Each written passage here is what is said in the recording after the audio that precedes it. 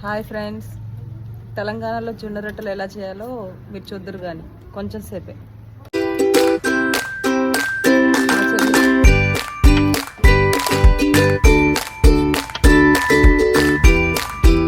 ఎంత చిక్కగా చేస్తారో ఒకవేళ మీరు కావాలంటే చేసుకోవచ్చు, చూస్తుంది స్పెషల్గా. ఎవరు చేస్తుంటారేమో బహుశా ఇలాంటి ట్రిక్స్తో చాలా ఈజీగా జొన్న రొట్టెలు చేతితో ఒత్తి ఒత్తి చేస్తారు కదా, ఒత్తి ఒత్తి కాకుండా ఎలా చేస్తుందో మా చెల్లి చూడండి.